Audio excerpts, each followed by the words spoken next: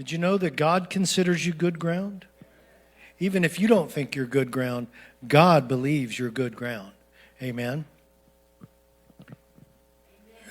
Three of it thought that was a good thing. So thank you, Jesus. 2 Peter chapter 1, we'll start reading in verse 2. Grace and peace be multiplied to you in the knowledge of God and of Jesus our Lord, as his divine power has given to us all things that pertain to life and godliness. And that's, what did you call that, perfect past tense? Past perfect tense, which means it's fully accomplished in the past. We're not getting it done in increments. This is a finished work. Past tense accomplishment, present tense results, ad infinitum. Golly, that made me happy. I don't know about you, but that was good. We're not waiting on God to bless us with all the things that we need to live a godly life. He's already done it. Isn't that good news? Through the knowledge of him. Now that's the important part right there. We've got to know him. And I mentioned to you in part 1 of this message that there's 3 levels of knowledge. We can know about God, and a lot of churches, that's as far as they go. They read a few verses and they're studying about God. And then there's the second one, which I think is the most important, which is to know God. John 17:3 says, "This is eternal life, that they may know you." The word gnosko, which is recognition of truth by personal experience. God wants us to experience him. That's how we get to know him. And then the third is I get to know what he knows. He will tell you things to come. He gives you some insight. And that's awesome. He starts to bring you in the loop of some things that are going on in the world, in the body of Christ. Isn't that awesome? Through the knowledge of him who called you by glory and virtue, by which have been given. Again, what is that? Past perfect? Did I say it right? Perfect? Okay, past perfect. By which have been given to you exceedingly great and precious promises, that through these promises, you may be partakers of the divine nature, having escaped the corruption that is in the world through lust. Notice that we're being brought out of one kingdom and delivered into another kingdom. And it's through knowing him, it's through his promises that we get to experience these things. Amen? Say escape. We get to escape the corruption that's in the world. How many of you know the world's corrupt? Anybody struggling to realize that? I doubt it. So this is part 2, the true nature of God. That word nature there is inner nature, the underlying constitution or makeup of someone. The dictionary says innate character, the core way they think, feel, and behave. We're to be partakers, right? How do we partake of the divine nature? It's through those promises. Amen? The word partakers, it comes from the word koinonia. Who's ever heard of that word? Koinonia. Koinonia means fellowship. So I would suggest to you the only way you're going to partake fully of the divine nature is through fellowship with him. Fellowship. Amen? Last time we talked about this a couple weeks ago, what I thought was important, rather than me just giving you a comprehensive list, which I don't know there is one, of the nature of God, I'd tell you where to observe the nature of God. Where can you find and see the nature of God for yourself? Because that's an ongoing process. Amen? The first place that we looked was in Hebrews chapter 1 in the Amplified Bible. It said, he, talking about Jesus, is the perfect imprint and very image of God's nature. And these are not in any particular order, although I would say that's number 1. You want to know about the nature of God? Follow Jesus. Observe Jesus. Did Jesus ever make somebody sick? Did he ever deny somebody healing? I heard somebody recently say he says no to people, and I'm like, Not when you're reading the red. I never read that in the Gospels. I've never seen that. Amen? Okay, praise God. The second place we looked was in Romans chapter 1, verse 20, also from the Amplified Bible. It says, his invisible nature and attributes have been made intelligible and clearly discernible in and through the things that have been made. So the second place we look to see the nature and character of God is creation. Creation. And it goes on to say, it says, so they are without excuse. Nobody can look at a tree or even a blade of grass and deny a creator. You've heard me say it before. It was in the Key to Learning where I taught Bible. The second day, I had all the students go outside, get a blade of grass. And Michael Lopez used that as his keynote speech as the valedictorian. And I thought, I know where he got that, right? He used this blade of grass example. Then the idea is all the smartest minds on the planet can't make this. Put them together, can't make this. We can make stuff that looks like it, but it doesn't actually have photosynthesis. It exhales what I inhale. It inhales what I exhale. There's this dynamo. Isn't that cool? God is pretty smart. I don't know if you knew that or not, but anyway. So the second place we look is observe creation. This is just review. The third place we saw in 2 Corinthians chapter 3, verse 18, but we all, say that's me, with unveiled face. That's a New Testament condition, right? Remember, Moses had to cover his face, right? In the dispensation we're in now, we can see him face to face because of Jesus. Amen? We all, with unveiled face, beholding as in a mirror the glory of the Lord, are being transformed into the same image. Say image. You're going to hear that word quite a bit today. You've already seen it a couple of times. Image. Jesus is the express image of God's nature, right? Being transformed into the same image from glory to glory, just as by the Spirit of the Lord. Now, when we think of the term glory, we typically, I know I did, think of his manifest presence. This morning, during worship, we experienced the glory of the Lord, his manifest presence. He was in manifestation. This particular word is the word doxa, D-O-X-A, and it primarily signifies an opinion. An opinion. When we think of opinions, we think of things that are subjective, right? If it's your opinion, well, it could change. You could be wrong. Stan, you could be wrong. Absolutely. But if it's God's opinion, it's objective. It's truth, and it will not change. And what are we beholding? We're looking into the Word of God, and we're seeing the reflection of who He says we are. We're seeing His opinion of us. Why do you look in a mirror? Shane and I were talking a couple weeks ago. I said, Shane, you've never seen your physical face. Oh, yes, I have. It's called a mirror. I said, you didn't see your face. You saw a reflection of your face. He goes, what about photos? Same thing. It's the same thing. You've not actually seen. So you have to trust what you see in that mirror, right? Ladies, when you're putting the makeup on, you could go by faith if you wanted. You might make a mess, but what do? You look in the mirror and trust what you see, right? That's why we consult the mirror, is so we can do it accurately. And God gives us, in fact, it's the Word of God is the only true and accurate reflection of who He's made you.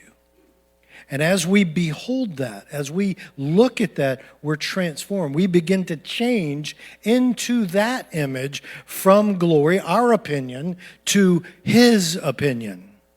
Glory to glory. Isn't that powerful? Glory to God. The word transformed, look at what this means. Change after being with. There it is. Fellowship. If I'll spend time in His presence, I don't have to do a bunch of stuff. I just need to be in His presence. Sometimes people will read through the fruit of the Spirit in Galatians chapter 5, and you'll hear them go, oh boy, I really got to work on that. No, just be in His presence. Have you ever seen an orange tree? We got orange groves around here. You ever see an orange tree straining to produce fruit? Trying to pop out an orange? No, it's fruit. It's what it does. That's what it produces. So we stay in fellowship with him, and guess what? You will be changed just by being with him. You'll be transformed into his opinion of you. When you think about what God says about, I could camp here a while. When you think about what God says about you, it's humbling. Is it not? It's humbling. Glory to God. All right, so the third thing that we observe is our reflection in the Word of God. That's where we will see the nature of God. Isn't that powerful? Now, I want you to go over to Exodus 20. That's all the review. That review was so good, I could have camped there. Boy, I'm telling you, I could have stayed there. If you could get that doxa, I'm looking and seeking God's opinion. He says incredible stuff about us. And then, like I said, it's very, very humbling. Exodus 20. Now, do you guys know what happened in Exodus 20? Anybody know what that is? I gave you time to look at the heading. What is it? The 10 Commandments. Do you know, I don't think I've ever taught on the 10 Commandments. Maybe in school, I don't remember if I did or not. Usually I'm like, that's the law. We don't need that law, right? That's the thou shalt not. Nah. We don't, but we're going to see some incredible things today from the 10 Commandments. And again, we're talking about the nature of God. And so we'll start reading in Exodus 20, verse 1. And God spoke all these words, saying, you know that God wrote this. He wrote the 10 Commandments with his own finger. You've seen the movie with Charlton Heston? I mean, he's burning those words into the stones, right? Okay. You guys ever see the movie, Cecil B. DeMille's The 10 Commandments? Okay. Verse 2, I am the Lord your God who brought you out of the land of Egypt. Say, brought out. Okay, the land of Egypt, out of the house of bondage. That sounds like we escaped the corruption that is in the world. Egypt is always a type of the world. And when we say world, we're not talking planet Earth. We're talking world system that's under the control and power of the evil one. Amen? Verse 3, here's the first commandment. You shall have no other gods before me. He starts with that. That's commandment number 1. Do you think that that's still a good policy today? How about when we get to thou shalt not murder? Is that still a pretty good policy? Thou shalt not steal. Do you still think that's a pretty good policy? See, we don't write these things off as law. Don't need that. No, this shows you, this reveals the nature and morality of God. Okay? Now, the second commandment is verse 4. You shall not make for yourself a carved image, any likeness of anything that is in heaven above, or that is in the earth beneath, or that is in the water under the earth. So he's given you 3 categories of things not to make images of, right? The first one is stellar bodies, what's in the heavens, okay? Second would be what we see on the earth, humans and animals, okay? And third would be sea creatures. So we're not to make an image of those things. Verse 5, you shall not bow down to them nor serve them, for I, the Lord God, am a jealous God. Now, when we talk about the jealousy of God, it's not like human jealousy. That was a really good place to shout. It's not the same. Sometimes this word is zealous, spelled with a Z. He's zealous. He's eager for us to have him as number 1. He doesn't want us creating some sort of little molten image. And you know what was happening while Moses is getting these commandments? You know what was happening down at the bottom of the mountain? They were making a carved image. They were making a golden calf. And you remember the movie. He got mad. Charlton Heston threw those tablets and blew that thing up, right? They actually ground it. You know, we found the location where all that stuff happened. You guys know that? I can show you the proof. Shane was telling me, he goes, man, I like that the most when we talked about, you know, Mount Sinai. The top of it's blackened, and down at the bottom is this altar, and there's all these carvings of cows. That came from Egypt, right? Do you know that cows are the most carved image of carved images? And what do? They make a cow, and now let's worship the cow. That sounds silly, right, to all of us, right? But that's what people do. And we'll get into the particulars of that. I am a jealous God. I am a jealous God, visiting the iniquity of the fathers upon the children to the third and fourth generations. What does that mean? That means that sin is perpetually passed down. We would have to interrupt the bloodline, which God did by bringing Jesus born of a virgin. He could borrow Mary's egg, but he used his word to fertilize that egg. The seed is the word of God, Luke 8:11, right? So sin is perpetually passed down. Now, how long were they in bondage? They were in bondage to Egypt for 430 years. And God's going to bring him out of this thing. Isn't that awesome? Now, the word carved image, I need you to get a hold of this. It's an idol as likeness, a molten image, gold calf. That's what they made, was a gold calf. The word likeness means form, representation, or image. Remember, I said we're going to see the word image a couple of times. All right, so we're talking about a molten image. We take metal and we form it into something, and then we're going to say, this represents God. And you know the practical application, idol, use the term idol. We can make an idol out of anything. And if we're not careful, we can really start talking about the idols in our lives. Maybe it's social media. Maybe it's Fox News. What did he say? Fox News. Right? I said that in the pastor's meeting. One of the pastors like, oh, that hurts. Stop. We can make an idol out of sports. Am I right? That's not what this is about for me. We were watching the Bible Project. Can I recommend the Bible Project to you? We were doing our devotions out of the 10 Commandments, and I saw what I'm about to share with you today. And man, it lit me up. I thought, wow, that's so much more than don't have idols, don't make idols, thou shalt not make an idol, okay? Instead of that, are you ready? Okay, go over to Genesis chapter 1. Ooh, I hope you get this. You're going to love it. Genesis 1, let's look at verse 14. Then God said, let there be lights in the firmament of the heavens to divide the day from the night, and let them be for signs, say signs, and seasons, and for days and years. So all of these celestial bodies that are created are to help us keep time, right? We have the moon. That gives us the cycle of a month, right? We orbit the sun. That's the cycle of a year. So that helps us keep time. Skip down to verse 16. Then God made two great lights, the greater light to rule the day and the lesser light to rule the night. He made the stars also. Just throws those 5 words in, and 2 of them are italicized. The stars also.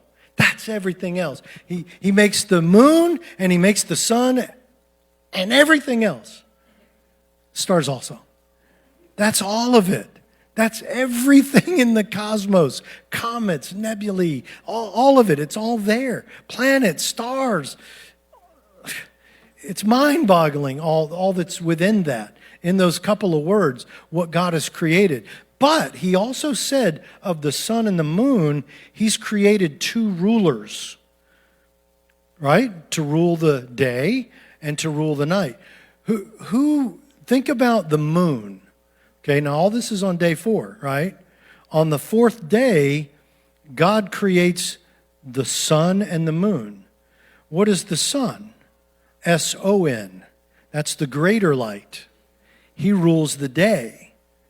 What is the moon? The moon is a reflection. The moon has no light qualities at all. It just bounces the reflection of the sun back to our eyes. That's us. We rule the night. We rule the darkness.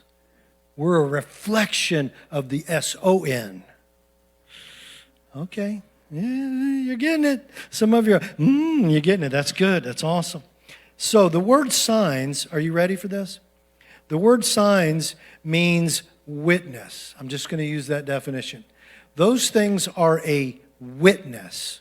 The word rule there is dominion, authority, government. What?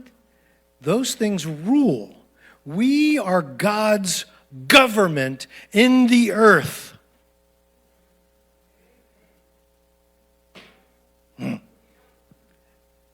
So, we're not to make idols. People do that. There's cultures out there, they worship the sun. Some of them worship the moon.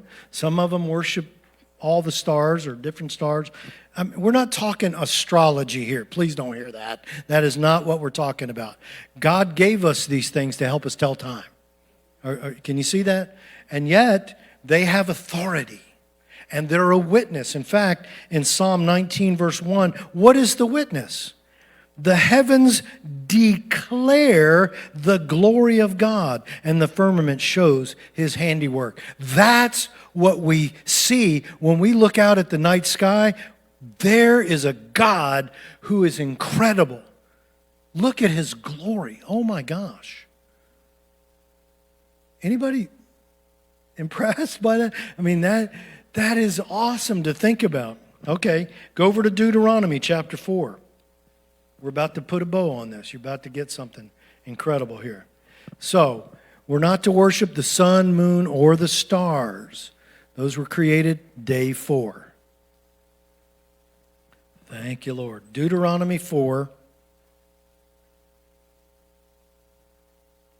Look at verse 20.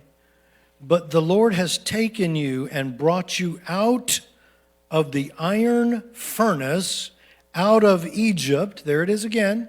He's brought us out of the world. We've escaped the world and its corruption, right?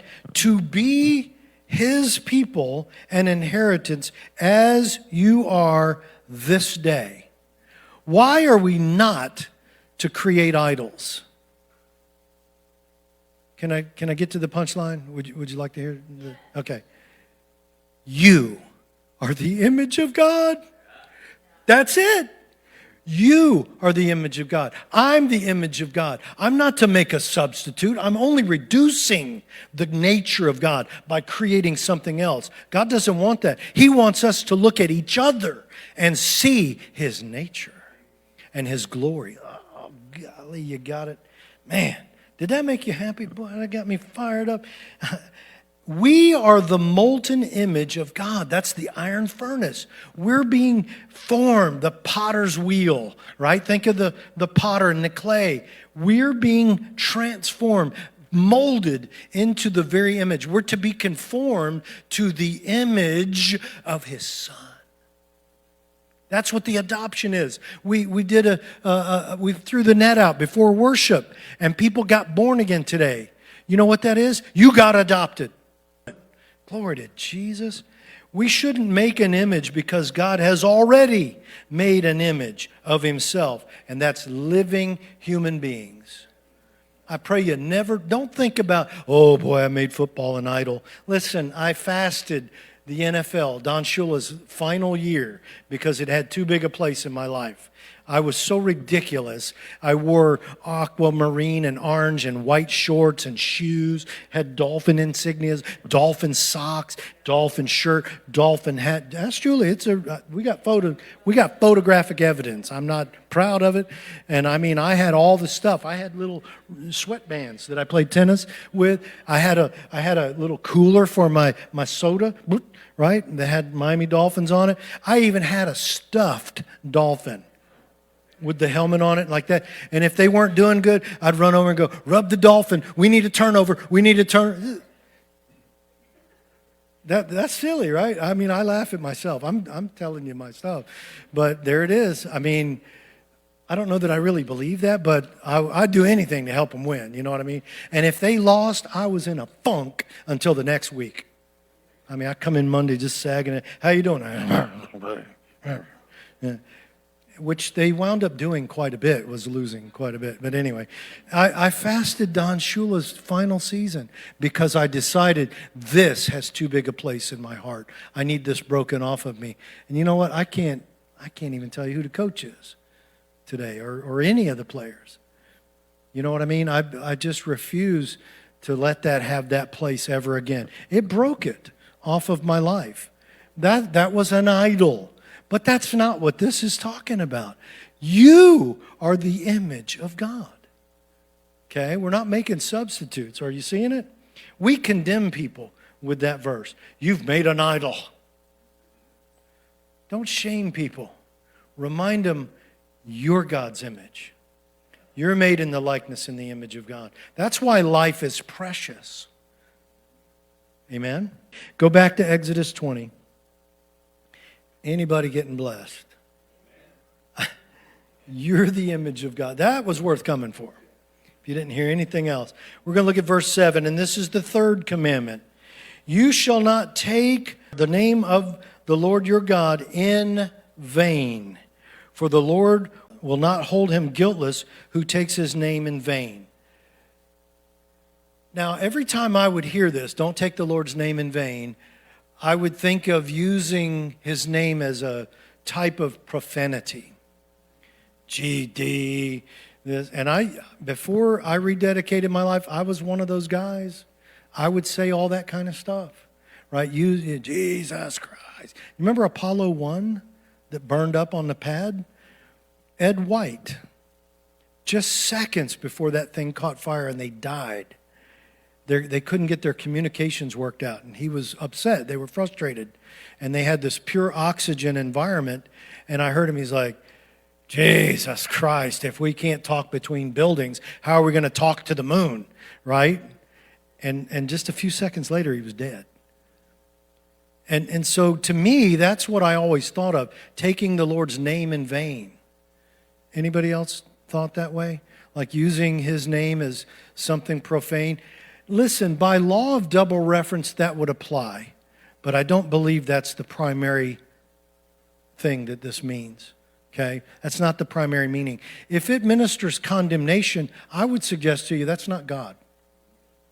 Okay? Now, if you get convicted, repent. Godly sorrow works repentance, right? That means there's ungodly sorrow. Let's not shame people or condemn them. The word take, are you ready? Say, I'm ready. Okay, Ashley's ready.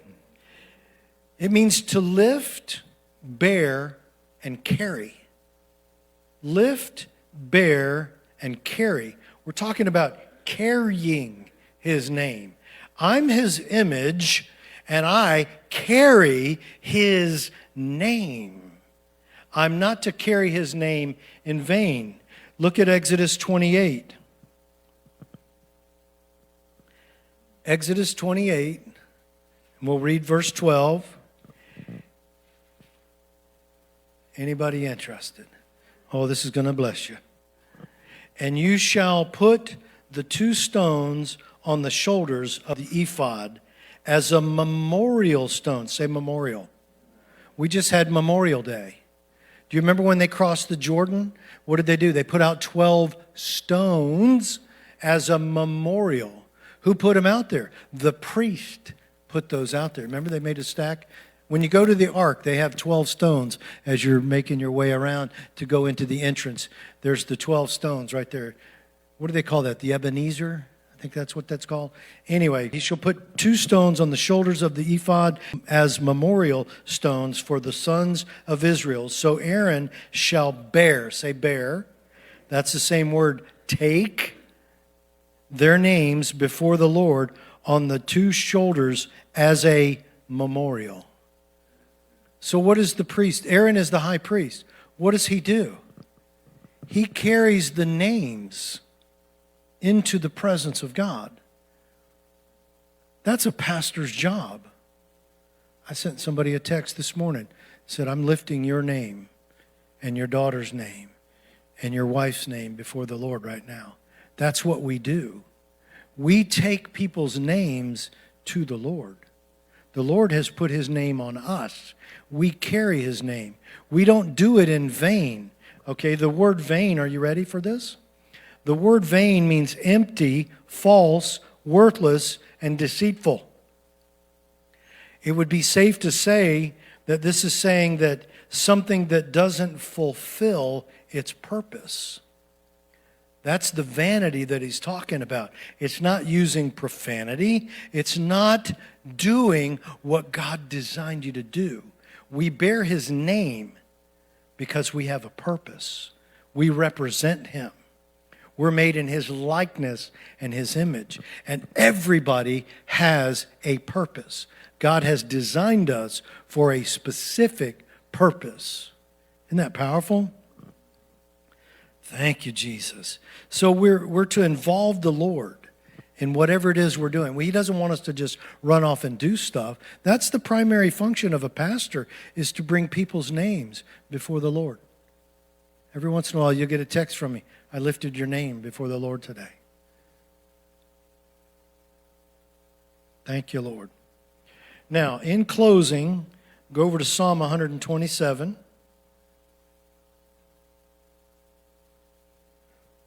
Psalm 127. And we'll read verse 1, which says, unless the Lord builds the house, they labor in vain. I carry his name, and because I carry his name, he has an obligation through the fellowship to help me fulfill his purpose for my life. Are you seeing that differently today? We talk about those two commandments. Does that have an application today? Absolutely. There's a higher revelation than just saying, Jesus Christ, and making idols for yourself, right? Much higher purpose. There's an application today. It's a risky move to attach your name to something. Would you agree? But God has chosen to do that. Do you know he's the supreme delegator? Can you think of a better delegator than God? Preach the gospel to every creature. That's what we're to do, right? Teaching them, baptizing them in the name of the Father and the Son and the Holy Spirit. And speaking of baptism, Juliana's going to get baptized next week. That's in the announcement, but that's going to be a good day. Glory to God. God has attached his name to us for a purpose, to represent him, his nature, and his character. You already have the character of God. If you're born again, you've got that new nature, and we get to partake of it by fellowshipping with him, and there's no substitute for it. You can sit and learn and read and study and memorize and do all this stuff, but the way you're going to partake, truly partake of his character and nature is through fellowship. And when we come together, get a hold of this. When we come together, we observe each other. We observe the nature of God. We observe the image of God. We observe the purpose of God. God gets involved. I see God when I look at Moses. This Moses here. The Moses that's in the house. Moses in the house today. Glory to God. Praise God. I see God when I look at Stan. Right? I see the nature of God when I look at Tony. And don't get condemned. Don't be thinking, oh boy, have I misrepresented him. I don't want to go down that road at all. Because that's not the reality. He trusts us. God has entrusted us with his name. He made us in his image, and we carry his name, not in vain. All I have to do is involve him to help me fulfill the purpose he designed me for. That's the third commandment. Isn't that awesome? Thank you, Jesus. Did you get anything out of that?